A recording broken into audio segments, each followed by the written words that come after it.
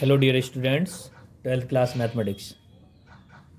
आज हम आपको खंडसा समाकलन, अगला जो टॉपिक है अपना परमेय फलनों के समाकलन के बाद में आज हम आपको पढ़ाएंगे खंडसा समाकलन, इंटीग्रेशन बाय पार्ट्स। तो आप ध्यान भी देंगे यहाँ पर थोड़ा सा, बुक में 247 पेज पर 247 पेज पर थोड़ी सी थ्योरी है, इसको आप कंप्लीट जरूर कर लें। इसमें आपको मैं पढ़ के सुना दे रहा हूँ।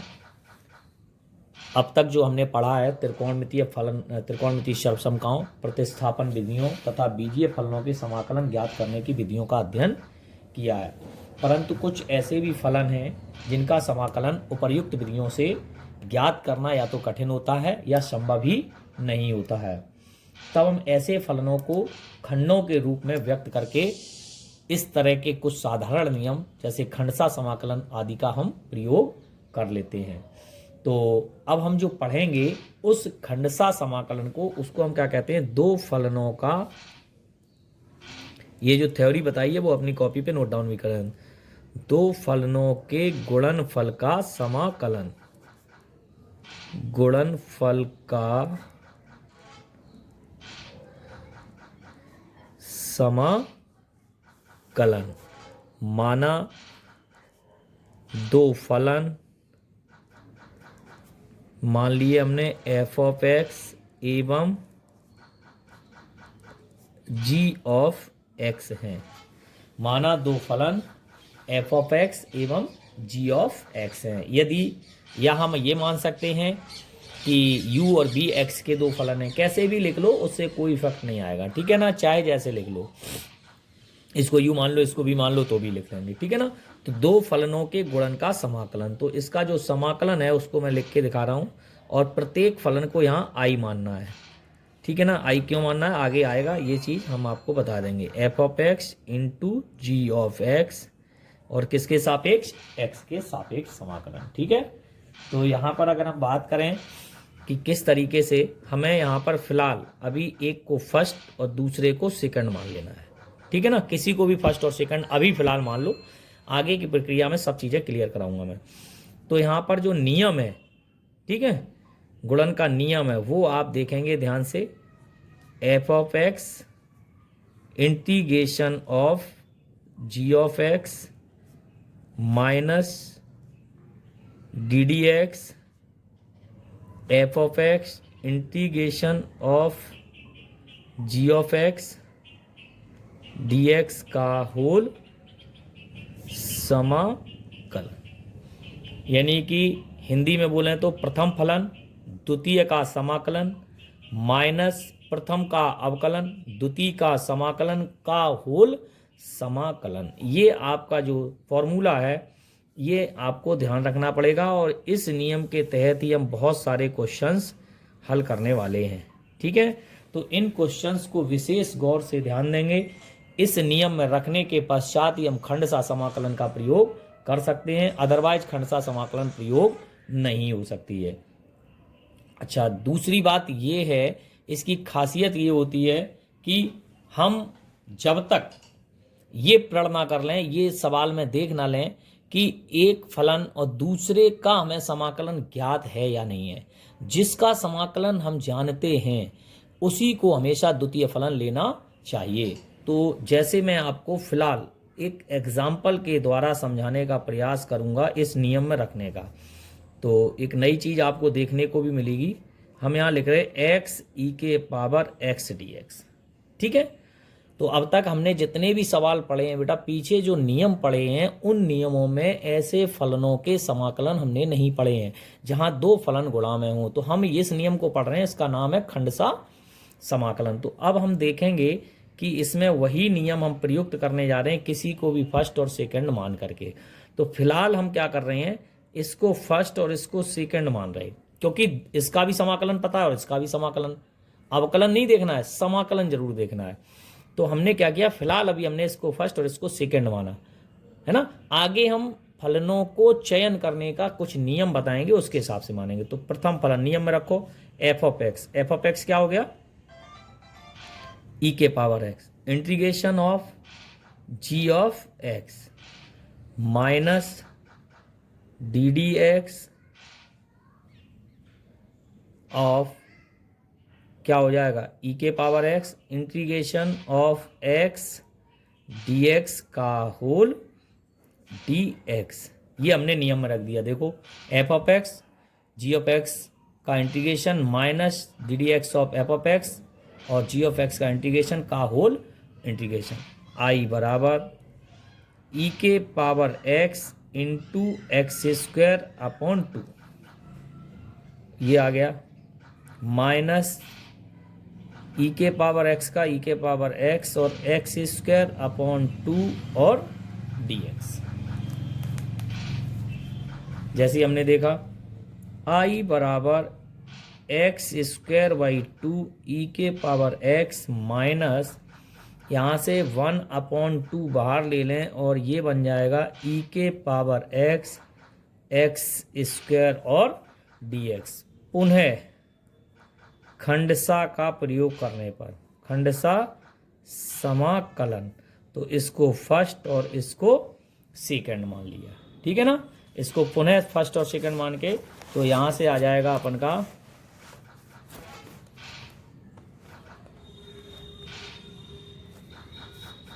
आई बराबर एक्स स्क्वायर अपॉन 2 ई के पावर एक्स माइनस 1/2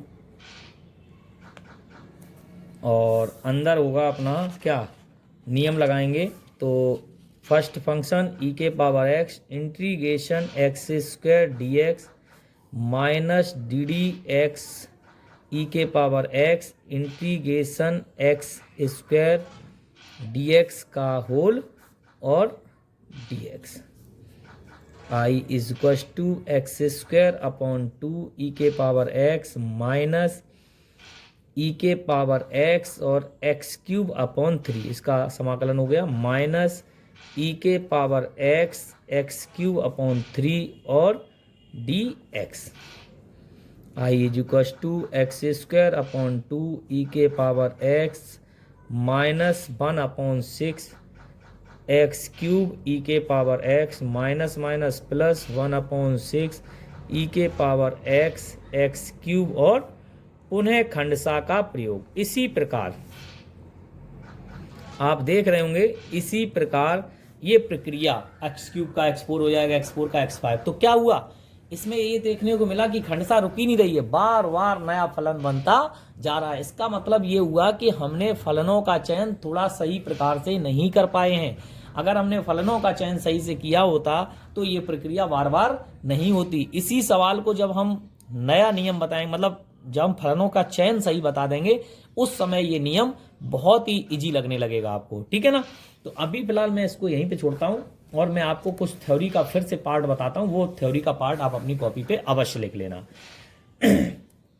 एक टिप्पणी लिख रही होगी 248 पेज पर, ठीक है 248। ये बच्चों को ध्यान रखना है, ये आपको अपनी कॉपी पे नोट डाउन करना है। खंडसा समाकलन विधि की सफलता प्रथम व द्वितीय फलन के सही चयन पर निर्भर करती है। फलनों के चयन इस प्रकार करना चाहिए कि द्वितीय फलन का आसानी से समाकलन ज्ञात किया जा सके।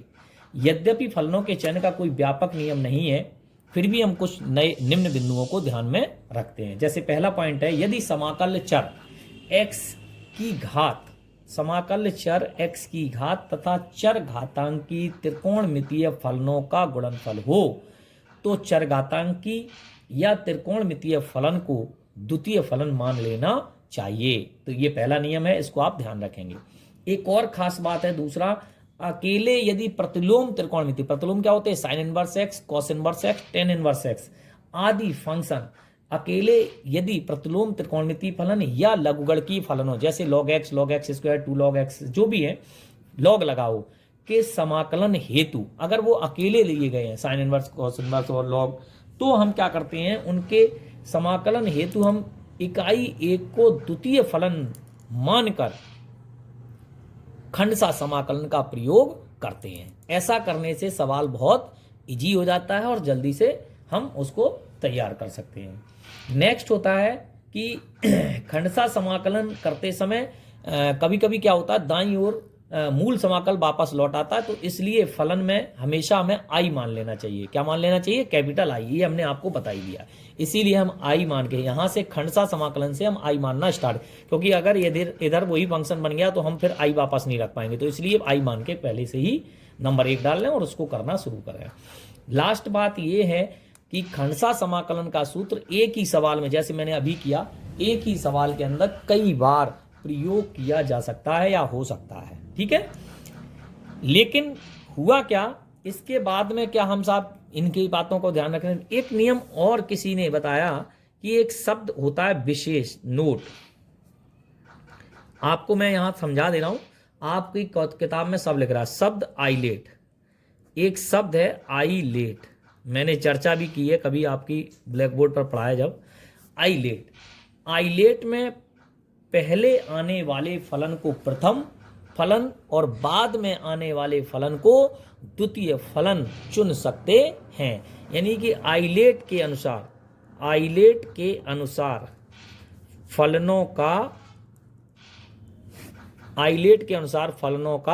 फलनों के चयन की प्रक्रिया, ये हम कह सकते हैं। ये काफी कारगर सिद्ध हुई है, और फलनों का चयन यदि हम आईलेट के अनुसार करें तो कहीं दिक्कत आती नहीं है, ठीक है। तो फलनों का चयन हमें इस प्रकार करना चाहिए। अगर आईलेट में क्रमानुसार की बात करें तो आई पहले आता है, एल बाद में, और टी और फिर ई। तो आई का मतलब होता है इनवर्स फंक्शन। मैं यहाँ लिख रहा हूँ, वहाँ सब लिखा हुआ, आप अपनी कॉपी पे ये पूरा नोट डाउन करेंगे जो हमने अभी बताया आईलेट वाला part. I for inverse trigonometric function means प्रतिलोम त्रिकोणमितीय फलन, sine inverse, cos inverse, tan inverse, cot inverse आदि के लिए इसका प्रयोग करते हैं। एल का मतलब होता है लॉगरिथमिक फंक्शन, लघुगणकीय फलन, log x square plus log x square plus a square plus जो भी है इस तरह से लॉग लगाओ। A for algebraic function, algebraic का मतलब होता है बीजीय फलन, बीजगणितीय फलन, x under root x, 2x + 1, 2x + 3, x + 2, है ना, इस तरह x² + 2, ये सब कैसे फलन है? बीजीय फलन। नेक्स्ट आता है टी फॉर ट्रिगोनोमेट्रिक फंक्शन, अर्थात ट्रिगोनोमेट्रिक फंक्शन का मतलब त्रिकोणमितीय फलन, sin x, cos x, tan x, cot x, sec x आदि, ठीक है। और E for exponential function means चर घातांकी फलन।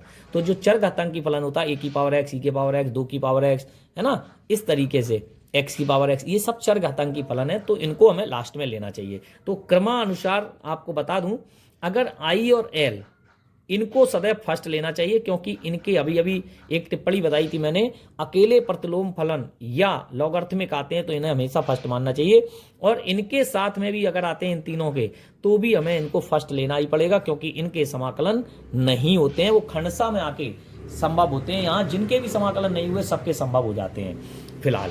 तो आपको ध्यान रखना है, इनवर्स फंक्शन और लॉगरिथमिक आता है तो इन्हें सदैव फर्स्ट मानना है, और ए टी ई में क्रम आपको ध्यान रखना है, जैसे ए और टी दोनों आ गए तो ए पहले आएगा फर्स्ट और टी बाद में आएगा, ए ई आ गया तो ये इसमें आएगा, ठीक है। तो आईलेट के अनुसार फलनों का क्रमानुसार चयन करना है, क्रमानुसार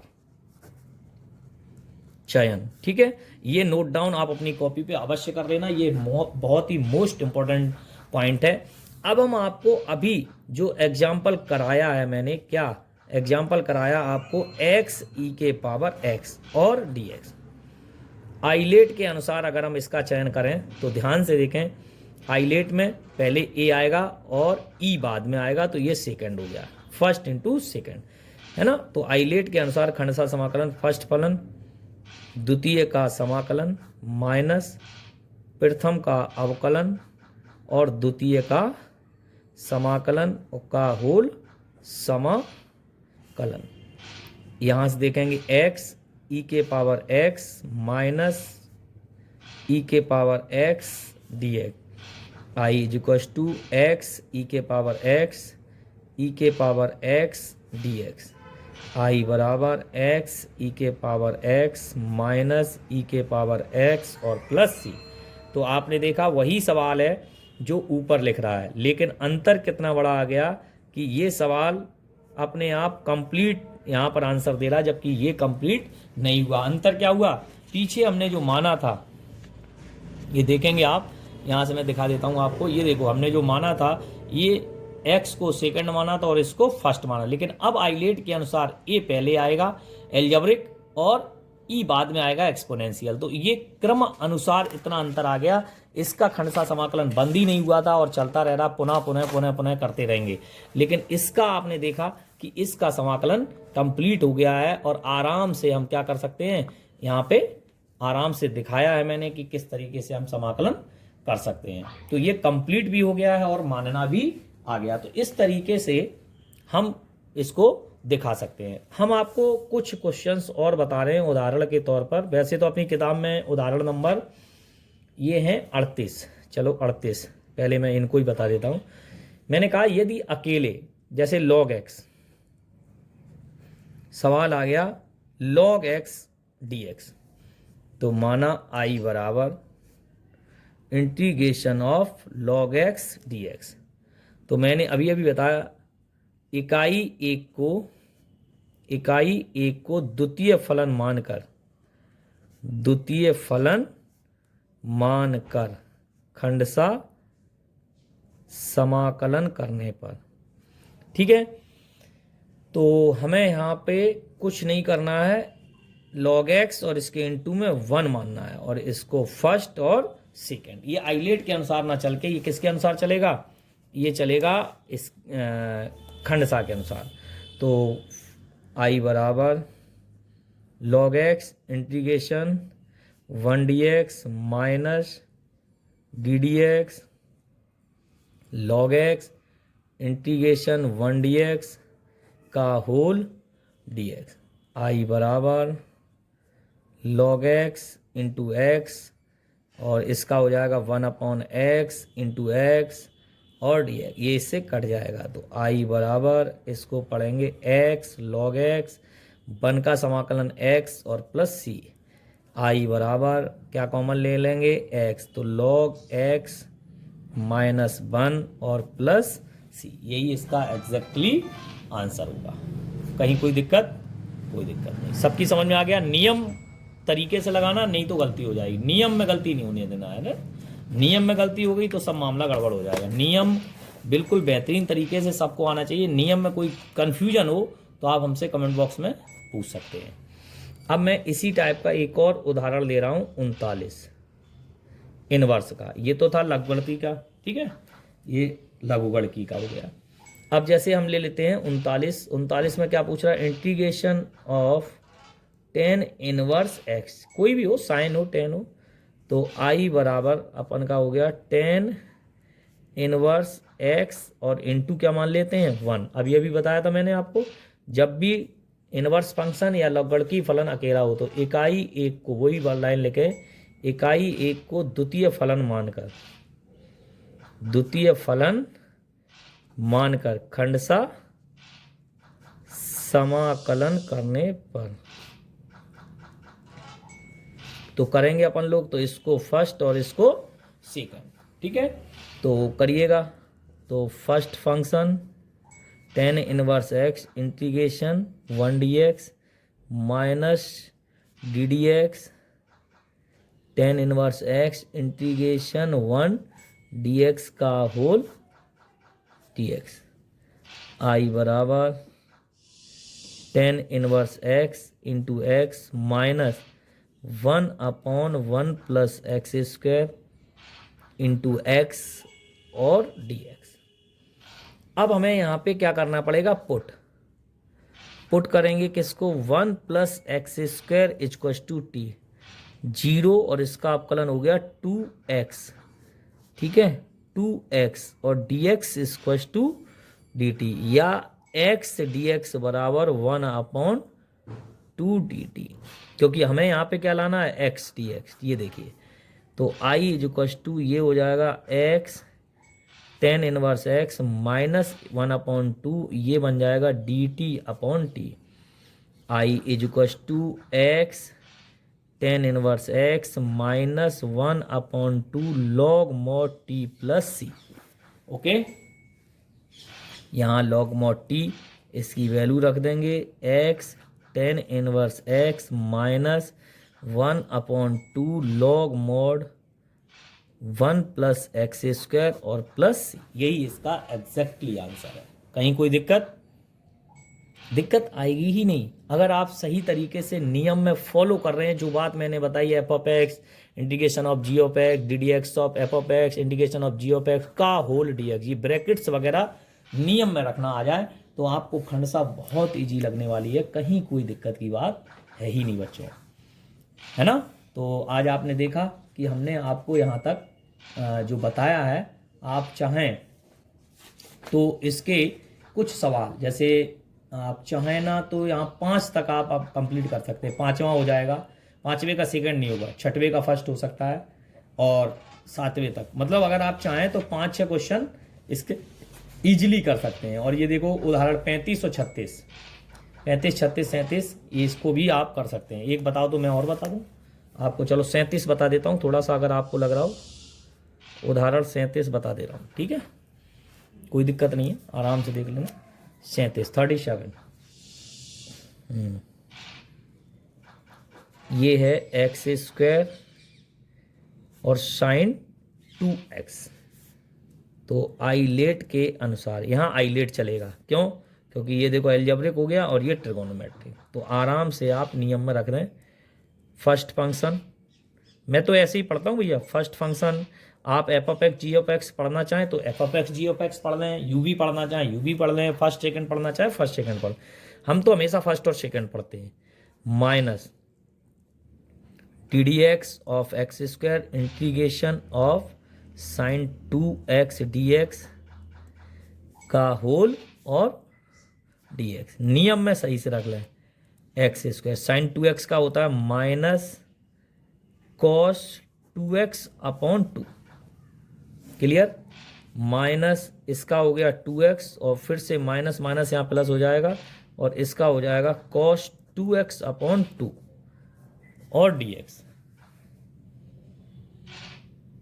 तो ये आप कंप्लीटली देख सकते हैं कि किस तरीके से हमारा रेडी हो रहा है।